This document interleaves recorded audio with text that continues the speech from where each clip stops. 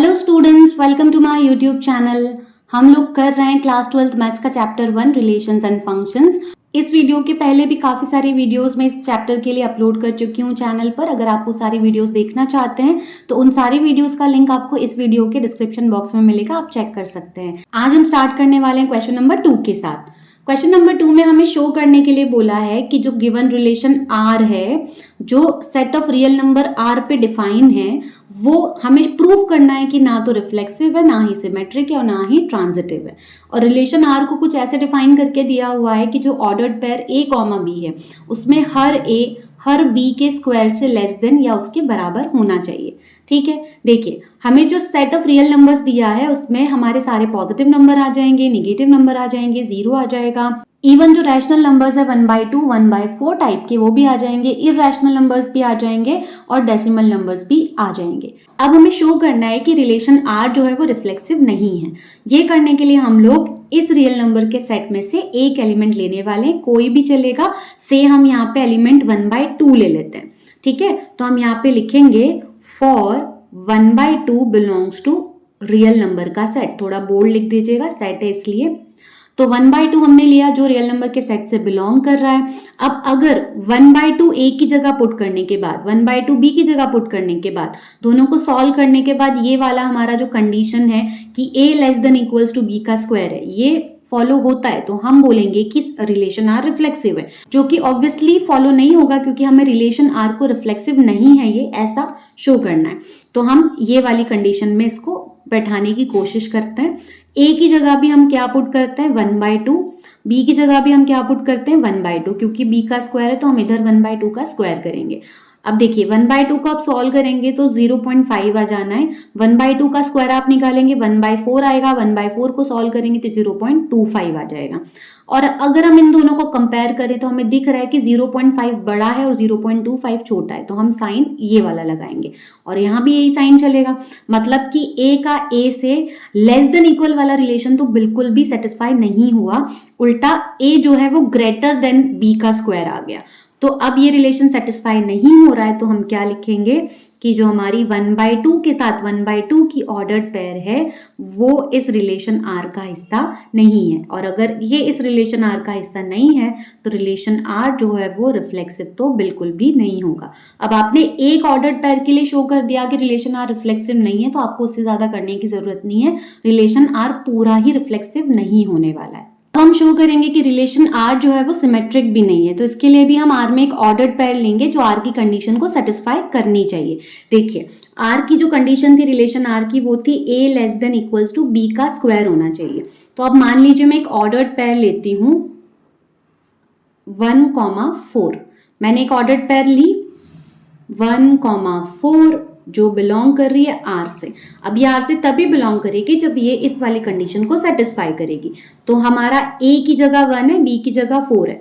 A की जगह 1, B की जगह 4 रख लेते हैं। B पे स्क्वायर है तो उस पे स्क्वायर लगा लिया, स्क्वायर ओपन किया तो 16 आ गया। ऑब्वियसली 16 इससे बड़ा है, तो देखिए A जो है लेस देन है 16 से, ये कंडीशन ट्रू हो गई, मतलब 1,4 ऑर्डर्ड पेयर R में है। ठीक है, अब हमने ये तो देख लिया कि हमारी जो ऑर्डर्ड पेयर हमने सपोज की है वो R में है। अब इस 1,4 के लिए अगर 4,1 भी R में हमको मिल जाती है तो हम बोलेंगे कि ये रिलेशन सिमेट्रिक है, जो कि नहीं मिलने वाली क्योंकि रिलेशन को हमें सिमेट्रिक नहीं है ऐसा प्रूव करना है। तो हम यहीं पे देखते हैं 1,4 की जगह हम लेने वाले हैं 4,1। उसके लिए हमें A की जगह 4 लिखना होगा, B की जगह 1 लिखना होगा। B का स्क्वायर मतलब 1 का स्क्वायर, स्क्वायर ओपन करने के बाद ये 4 और 1 हो जाएगा। और ऑब्वियसली हमें दिख रहा है कि 4 ग्रेटर है, तो ये वाला सिंबल तो बिल्कुल भी यहाँ पे यूज नहीं हुआ, लेस देन वाला ग्रेटर देन वाला हो गया। मतलब 4,1 जो है वो R का पार्ट बिल्कुल भी नहीं है। ये था हमारा रफ वर्क आपको समझाने के लिए। आप एग्जाम में कैसे लिख कर आएंगे, देखिए 1,4 R में है, इम्प्लाइज दैट कि 1 लेस देन और इक्वल्स टू 4 का स्क्वायर, ये कंडीशन ट्रू होगी। लेकिन जैसे ही मैं इसका उल्टा करने जाऊंगी, मतलब मैंने 4 लिखा और यहाँ 1 लिखा और ये चेक किया कि ये कंडीशन ट्रू हो रही है कि नहीं, देखिए यहाँ पे नहीं हो रही थी तो मैं यहाँ लिख दूंगी कि यहाँ पे ये कंडीशन ट्रू नहीं है, विच मीन्स कि 4,1 वाली ऑर्डर्ड पेयर R में नहीं है। इसीलिए हमारा जो R है वो क्या नहीं है, सिमेट्रिक नहीं है। आई होप आपको समझ आ रहा होगा।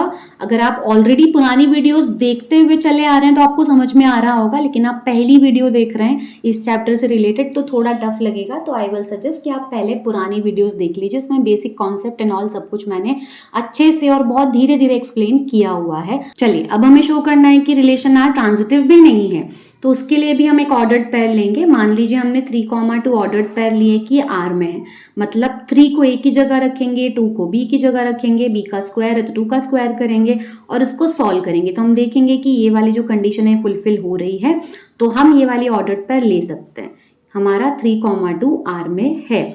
अब हमें ट्रांजिटिव में एक ऑर्डर्ड पेयर हमें 2 से एंड हुई है, तो दूसरी ऑर्डर्ड पेयर हमें 2 से स्टार्ट करते हुए ही लेनी है। तो ऐसी ऑर्डर्ड पेयर लेंगे जो अगेन आर की जो a less than equals to B square वाली कंडीशन है उसको सेटिस्फाई करती हो। ठीक है, तो सपोज कर लीजिए कि हम एक ऑर्डर्ड पेयर ले लेते हैं 2, 1.5, है ना। देख लेते हैं ये कर रहा है कि नहीं। एक की जगह 2 लिखेंगे, 1.5 का स्क्वायर लिखेंगे, ये 1.5 का स्क्वायर कितना हो जाएगा 2.25। ऑब्वियसली हमें दिख रहा है कि 2 से 2.25 बड़ा है, मतलब इधर भी ये कंडीशन सेटिस्फाई हो रही है, तो हम इसको भी आर में ले लेते हैं। अब ट्रांजिटिव में हम क्या चेक करते हैं कि ये जो हमारा नंबर 2 है, यहाँ भी 2 है और यहाँ भी 2 है, इन दोनों को छोड़कर अगर हम 3 और 1.5 का एक ऑर्डर्ड पेयर बनाते हैं, है ना, तो वो भी आर में है कि नहीं। मतलब 3 और 1.5 आर में कब होगा, जब वो आर की ये वाली कंडीशन जो है वो सेटिस्फाई करेगा। तो हम चलिए चेक करते हैं कि आर की इस कंडीशन को सेटिस्फाई करता है कि नहीं। तो मान लीजिए 3, 1.5 हमें आर में है कि नहीं ये चेक करना है। तो हम ए की जगह 3 लेंगे, 1.5 बी की जगह लेंगे, बी का स्क्वायर है तो इसका भी स्क्वायर कर देंगे, ये 3 रहेगा और ये 2.25 आ जाएगा। अब देखिए ये वाला सिंबल लगाना बनता नहीं क्योंकि 3 बड़ा है, तो हमें दिख रहा है कि जो 3 है वो बड़ा है, तो हमें ये वाला सिंबल पुट करना पड़ेगा। मतलब हमें क्या दिख रहा है कि हमने ये दोनों ऑर्डर्ड पेयर तो ली है, पर 3 और 1.5 जो है वो आर का हिस्सा नहीं है। ठीक है, क्यों नहीं है, क्योंकि 3 जो है वो 1.5 के स्क्वायर से बड़ा आ रहा है, जबकि उसको क्या आना चाहिए, छोटा आना चाहिए। तो हम क्या लिखेंगे, therefore R is not transitive. ये हम काट देते हैं। तो हमारा फाइनल आंसर क्या हो गया कि आर ना ही रिफ्लेक्सिव है, ना ही सिमेट्रिक है और ना ही ट्रांजिटिव है। चलिए अब बारी है क्वेश्चन नंबर 3 की। क्वेश्चन नंबर 3 में हमें रिलेशन आर दिया हुआ है, कुछ ऐसे डिफाइन है रिलेशन आर कि a, b में जो ऑर्डर्ड पेयर है उसमें जो b रहेगा वो a+1 के बराबर रहेगा। ठीक है, और हमें ऑर्डर्ड पेयर में जो a b दिए हैं वो कहाँ से लेने हैं, वो सेट a से लेने हैं। मतलब हमारा रिलेशन आर डिफाइन है सेट a पर। हमें चेक करना है कि क्या ये रिलेशन रिफ्लेक्सिव है, सिमेट्रिक है और ट्रांजिटिव है। तो चलिए फटाफट से चेक कर लेते हैं। जो सेट उन्होंने यहाँ पे दिया हुआ है उसका कुछ नाम नहीं है, तो हमने उसको यहाँ पे नेम दे दिया है सेट ए। रिलेशन आर हमने यहाँ पे नोट डाउन कर लिया है। इस क्वेश्चन को हम बिल्कुल वैसे ही सॉल्व करने वाले हैं जैसे हमने क्वेश्चन 1 के फर्स्ट पार्ट को किया था। यहाँ पे जो भी रिलेशन आर है हम उसका रोस्टर फॉर्म निकालेंगे। देखिए रोस्टर फॉर्म निकालना आपको याद होगा, कैसे निकालना है हमको रोस्टर फॉर्म। हमें b is equals to a+1 वाली कंडीशन दी है। ठीक है, अब b में भी वही एलिमेंट एक्सेप्टेड है जो सेट a में है, a में भी वही एक्सेप्टेड है जो सेट a में है। तो हम क्या करेंगे, a की जगह 1, 2, 3, 4, 5, 6 बारी बारी पुट करते जाएंगे और b की वैल्यू निकालेंगे। देखिए अगर हम a की जगह 1 रखते हैं तो 1 + 1 से b की वैल्यू क्या आती है 2। तो हमारा जो ऑर्डर्ड पेयर होगा वो क्या होगा, 1 हमने a की जगह रखा और हमें b कितना मिल गया 2। ठीक है, 2 इसमें है तो ये ऑर्डर्ड पेयर एक्सेप्ट होगा। अब मान लीजिए हम a की जगह 2 रखेंगे तो b 3 आ जाएगा। ऑब्वियसली एक बढ़ाना है हमें, तो 2, 3 भी इसमें होगा क्योंकि 2 और 3 भी इसका पार्ट है। फिर हम रखेंगे 3 तो यहाँ पे 3, 4 आ जाएगा। 4 रखेंगे तो 4, 5 आ जाएगा। अब अगर हम 5 रखते हैं तो हमारा ऑर्डर्ड पेयर क्या आ जाएगा 5, 6, और 6 रखेंगे तो 6, 7 आ जाएगा। बट 7 इस वाले सेट का पार्ट नहीं है, तो 6, 7 वाली ऑर्डर्ड पेयर इस रिलेशन आर के रोस्टर फॉर्म का पार्ट नहीं बनेगी और हमारा रिलेशन आर यहीं पे खत्म होता है। अब हम चेक करेंगे कि हमारा रिलेशन आर रिफ्लेक्सिव है कि नहीं।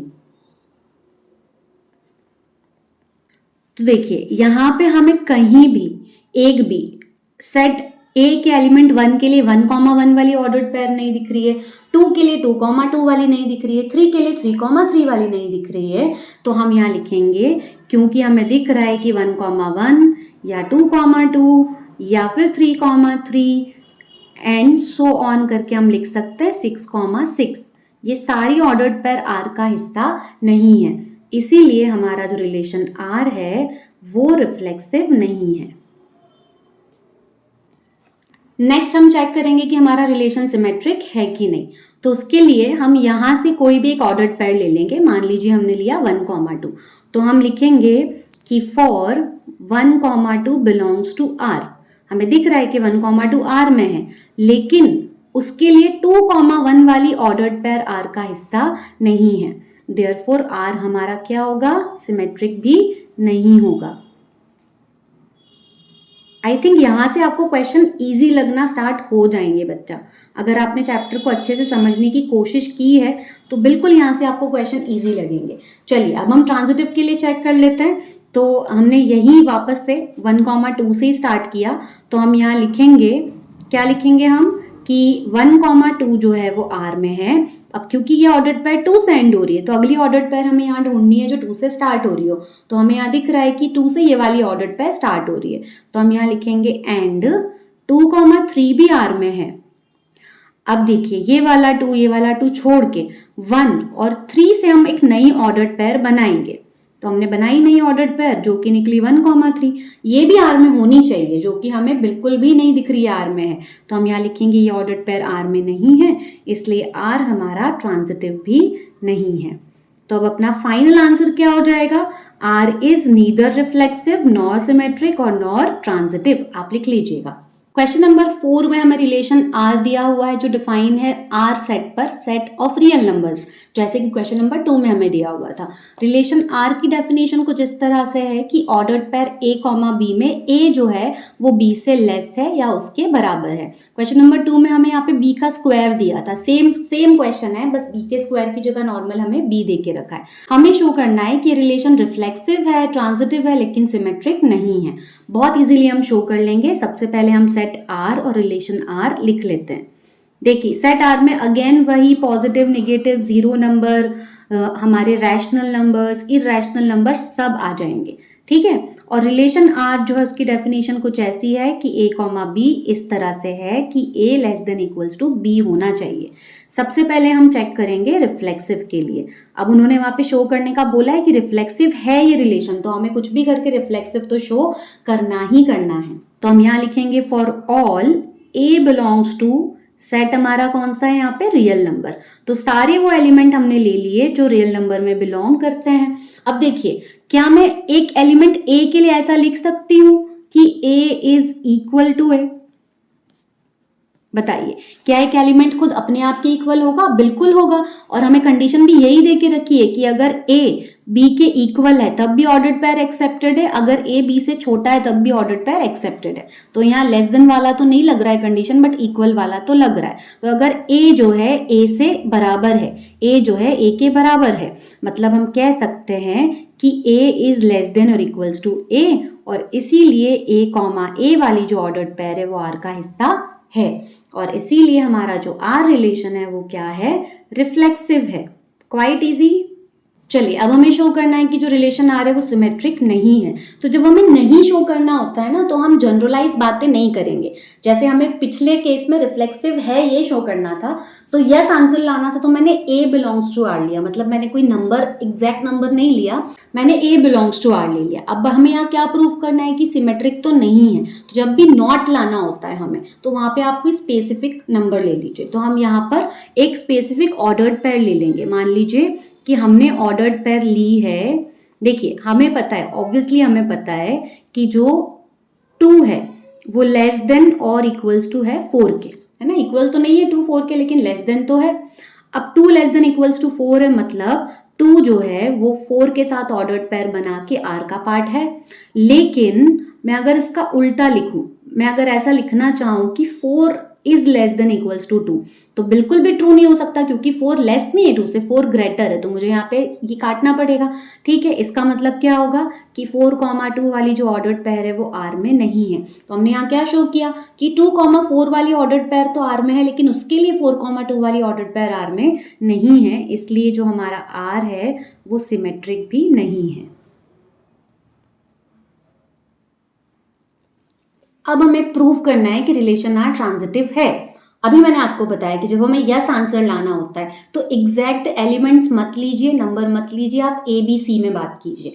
तो हम वही करने वाले हैं। हमने यहाँ पे एक ऑर्डर्ड पेयर ले ली, A B belongs to R. अगर ए बी आर में है मतलब जरूर ए लेस देन बी वाली कंडीशन इसमें फुलफिल हो रही होगी। और अगर ये ऑर्डर्ड पेयर हमारी बी पे एंड हो रही है तो नेक्स्ट ऑर्डर्ड पेयर हमें बी से स्टार्ट करते हुए लेनी है। तो हमने मान लीजिए ले लिया B comma C belongs to R. अब अगर b कॉमा सी आर में है मतलब इसके लिए भी b less than equals to C वाली कंडीशन ट्रू हो रही होगी। अब देखिए एक चीज आप देखिए कि a जो है वो b से छोटा है ना, a जो है वो b से छोटा है, मतलब a छोटा है और b उससे बड़ा है, इन दोनों के बीच ये रिलेशन है। और यहाँ पे हम लिख रहे हैं कि b जो है वो c से छोटा है, मतलब b जो है वो c से भी छोटा है, मतलब b जो है वो सबसे बड़ा है। ठीक है, तो फिर a जो है वो c से भी छोटा होगा क्योंकि c तो सबसे बड़ा है। तो हम ये लिख सकते हैं कि इन दोनों को हमने अज्यूम करने के बाद, दोनों को कंबाइन करने के बाद हम इस नतीजे पर पहुंचे कि जो a है वो भी c से छोटा या उसके बराबर है, क्योंकि c तो क्या है, सबसे बड़ा है, राइट। तो a less than equals to c हम लिख सकते हैं, और जैसे हमने कंडीशन लिखी मतलब a और c की जोड़ी भी किस में है, r में है। तो देखिए हमने स्टार्ट किया था कि a कॉमा b r में है, b पे एंड हुई थी ऑर्डर्ड पेयर, तो अगली हमने b कॉमा c आर में है ले ली और ये बी से स्टार्ट हुई। फिर ये जो सेम होती है बी और बी, इसको छोड़ के ए और सी से जो नई ऑर्डर्ड पेयर बनती है वो भी आर में होना चाहिए, तब हमारा रिलेशन ट्रांजिटिव हो जाता है, जो कि इसमें आ गया। तो हम क्या लिखेंगे, देयरफॉर आर इज ट्रांजिटिव। और हमारा फाइनल स्टेटमेंट क्या हो जाएगा, हेंस इट इज शोन कि रिलेशन आर जो है वो रिफ्लेक्सिव है, ट्रांजिटिव है, लेकिन सिमेट्रिक नहीं है। क्वेश्चन नंबर 5 में हमें चेक करना है कि जो रिलेशन आर दिया हुआ है वो रिफ्लेक्सिव, सिमेट्रिक और ट्रांजिटिव है कि नहीं। रिलेशन आर जो है वो डिफाइन है रियल नंबर्स के सेट पे, और रिलेशन आर की डेफिनेशन हमें ऐसे दी हुई है कि a कॉमा बी वाली जो ऑर्डर्ड पेयर है उसमें a जो होना चाहिए वो लेस देन और इक्वल्स टू b का क्यूब होना चाहिए। देखिए अभी हमने a लेस देन और इक्वल्स टू b वाला क्वेश्चन किया, उससे पहले हमने a लेस देन और इक्वल्स टू b स्क्वायर वाला किया था। अब वैसे ही उन्होंने a लेस देन और इक्वल्स टू b क्यूब वाला दे दिया है। तो देखिए सेम पैटर्न के क्वेश्चन आ रहे हैं, बस थोड़ी बहुत चेंजेस आएंगे, ये क्वेश्चन भी सॉल्व हो जाएगा। हमने सेट आर लिख लिया है, सेट आर में हमेशा की तरह positive, negative, zero, rational number, irrational number, 1 2 3, -1 -2 -3 सब तरह के नंबर्स एक्सेप्टेबल होंगे। रिलेशन आर हमारा डिफाइन है कि a कॉमा बी वाली ऑर्डर्ड पेयर में a लेस देन और इक्वल्स टू b का क्यूब होने वाला है। सबसे पहले हम चेक करेंगे कि हमारा रिलेशन रिफ्लेक्सिव है कि नहीं। तो देखिए इसके लिए मैं एक एलिमेंट यहाँ से चूज कर रही हूँ। मान लीजिए पिछली बार की तरह 1/2 हमने यहाँ पे ले लिया, तो 1/2 बिलोंग्स टू रियल नंबर लिया हमने। अब हमने क्वेश्चन नंबर 2 में ये ऑलरेडी सॉल्व किया हुआ था। 1/2 आप सॉल्व करोगे तो ये आएगा 0.5, 1/2 का क्यूब करोगे 1/8 आएगा, यहाँ भी 0.5 है, 1/8 को हम 0.125 लिखेंगे, आप डिवाइड करके देख लीजिएगा। तो बिल्कुल भी 0.5 छोटा तो नहीं है 0.152 से, उल्टा ये बड़ा है, तो यहाँ पे हमें ग्रेटर का साइन पुट करना होगा। तो हमें क्या दिखाई दे रहा है कि ये जो है ये इससे छोटा या इसके बराबर तो बिल्कुल भी नहीं है, विच मीन्स कि 1/2 और 1/2 की जो ऑर्डर्ड पेयर है वो आर का हिस्सा नहीं है। ठीक है, इसीलिए हमारा जो आर होगा वो रिफ्लेक्सिव नहीं होगा। अब चेक करेंगे कि हमारा रिलेशन आर सिमेट्रिक है कि नहीं। उसके लिए हमने ले लिया एक ऑर्डर्ड पेयर जो आर में है। ठीक है, 1,2 मैंने ले लिया आर में है। ऑब्वियसली 1,2 आर में है क्योंकि 1 जो है वो 2 के क्यूब से हमेशा छोटा ही रहने वाला है। 1 तो 1 है, 2 का क्यूब 8 होगा और 1 और 8 में से 1 ही छोटा है, तो 1 लेस देन इक्वल्स टू 2 का क्यूब वाली कंडीशन ट्रू होगी, तो ये आर में है। लेकिन अब 1,2 आर में है, इसके लिए 2,1 वाली ऑर्डर्ड पेयर भी आर में मिल जाए तो सिमेट्रिक होगा, बट ऐसा होने नहीं वाला है। देखिए 1,2 आर में है, इसका मतलब क्या है कि 1 लेस देन और इक्वल्स टू 2 का क्यूब है। ठीक है, करेक्ट है, ये कंडीशन ट्रू है। बट अगर मैं 2 को 1 की जगह और 1 को 2 की जगह करके ऐसे लिख दूं, है ना, तो 2 और 1 का क्यूब तो 1 ही रहने वाला है, तो 2 और 1 में हम ये रिलेशन तो नहीं लगा सकते, उल्टा हमें 2 बड़ा है तो ये वाला सिंबल लगाना पड़ेगा। तो हम लिखेंगे बट ये वाली जो कंडीशन है इज नॉट ट्रू, ये ट्रू नहीं है। और क्योंकि ये ट्रू नहीं है तो 2,1 वाली ऑर्डर्ड पेयर आर का हिस्सा नहीं है, इसीलिए हम लिखेंगे कि आर हमारा सिमेट्रिक नहीं है। अब हमें शो करना है कि हमारा जो रिलेशन आर है वो ट्रांजिटिव नहीं है। ये शो करने के लिए हमें 2 ऑर्डर्ड पेयर अज्यूम करनी होगी जो आर के कंडीशन को सेटिस्फाई करती हो। जैसे कि मान लीजिए मैं यहाँ पे एक एलिमेंट ले रही हूँ 3, ए की तरह हम 3 को ट्रीट करेंगे और बी की जगह हम लेने वाले हैं 3/2। अब b का हमें क्यूब करना है तो मैंने 3/2 का क्यूब कर दिया। इसको जब हम सॉल्व करेंगे तो ये तो 3 ही रहना है, ये आ जाएगा कुछ 27/8, ये अभी भी 3 रहना है। 27/8 को जब आप डिवाइड करेंगे तो 3.3 समथिंग आएगा।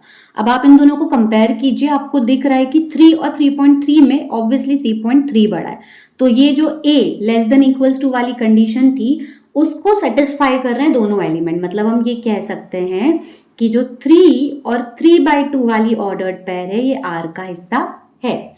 क्योंकि एक ऑर्डर्ड पेयर हमने 3/2 पे एंड की है तो अब दूसरी ऑर्डर्ड पेयर हमें 3/2 से ही स्टार्ट करनी है। तो यहाँ मैंने 3/2 ले लिया, A की तरह हम इसको ट्रीट करने वाले हैं। दूसरा एलिमेंट हमने ले लिया 6/5, इसको B की तरह ट्रीट करने वाले हैं और B का क्यूब होना है तो हमने यहाँ पे B का क्यूब कर लिया।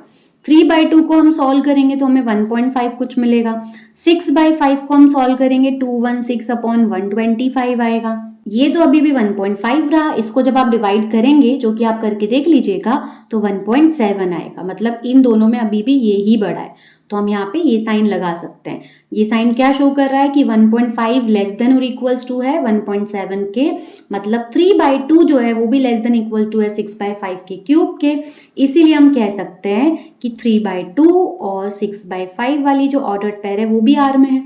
तो हमने 2 ऑर्डर्ड पेयर ले ली जिसमें एक 3/2 पे एंड हो रही है, एक 3/2 पे स्टार्ट हो रही है, दोनों ही ऑर्डर्ड पेयर आर में है। अब देखिए 3/2 को छोड़ के हम एक और नई ऑर्डर्ड पेयर बनाएंगे इसके 3 से और इसके 6/5 से और चेक करेंगे कि ये आर में है कि नहीं, और अगर ये आर में है तो हमारा रिलेशन ट्रांजिटिव हो जाएगा। चलिए चेक करते हैं। हमने 3 को इस 3 को ए की तरह ट्रीट किया, इस 6/5 को बी की तरह ट्रीट किया और बी का हमें क्यूब निकालना है। ये 3 तो हमारा 3 रह जाएगा। 6/5 का अगर हम क्यूब करते हैं तो हम ऑलरेडी निकाल चुके हैं, 216/125 आएगा और उसका डिवाइड करेंगे तो हमारे पास क्या आएगा 1.7 आएगा। लेकिन जब हम इन दोनों को कंपेयर करेंगे तो हम देखेंगे कि 3 जो है वो 1.7 से छोटा नहीं है, तो हमें यहाँ पे ये वाला साइन पुटअप करना पड़ेगा। और ये वाला साइन पुटअप करने के बाद ही हमें दिख रहा है कि a लेस देन और इक्वल्स टू b क्यूब वाली कंडीशन यहाँ पे फुलफिल नहीं हो रही है। इसलिए हम लिखेंगे कि 3,6/5 वाली ऑर्डर्ड पेयर r का हिस्सा नहीं है। इसीलिए जो हमारा रिलेशन r है वो ट्रांजिटिव नहीं होगा। तो हमारा फाइनल स्टेटमेंट क्या हो जाएगा बच्चा? फाइनल हम लिखेंगे कंक्लूजन कि हमारा जो रिलेशन R है वो रिफ्लेक्सिव भी नहीं है, ट्रांजिटिव भी नहीं है और सिमेट्रिक भी नहीं है। नेक्स्ट हमें करना है क्वेश्चन नंबर 6। क्वेश्चन नंबर 6 में हमें एक रिलेशन R दे के रखा है जो डिफाइन है सेट 1 2 3 पे, और रिलेशन R की डेफिनेशन है, R में हमें डायरेक्टली ऑर्डर्ड पेयर दे दिए 1, 2 और 2, 1। हमें शो करना है कि ये सिमेट्रिक तो है लेकिन रिफ्लेक्सिव और ट्रांजिटिव नहीं है। ये इस एक्सरसाइज का सबसे इजीएस्ट क्वेश्चन है क्योंकि हमें जो R की डेफिनेशन है बच्चा वो डायरेक्टली ऑर्डर्ड पेयर में दे के रखी है, रोस्टर फॉर्म में दे के रखी है, और सेट में भी सिर्फ 3 ही एलिमेंट्स है 1 2 3।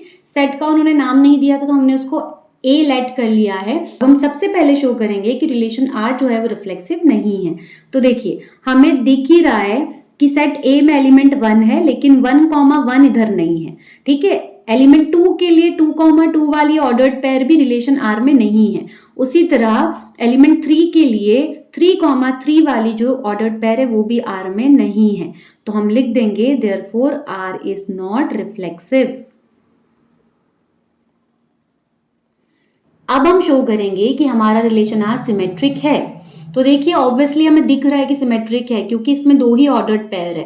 पहली 1,2 और 1,2 के लिए उसकी सिमेट्री वाली ऑर्डर्ड पेयर 2,1 भी देख के रखी, उसके अलावा कोई ऑर्डर्ड पेयर है ही नहीं, तो ऑब्वियसली ये सिमेट्रिक तो है। तो हम लिखेंगे कैसे, क्योंकि 1,2 आर में है एंड इसके लिए 2,1 भी आर में है, इसीलिए जो आर है वो क्या हो गया, सिमेट्रिक हो गया।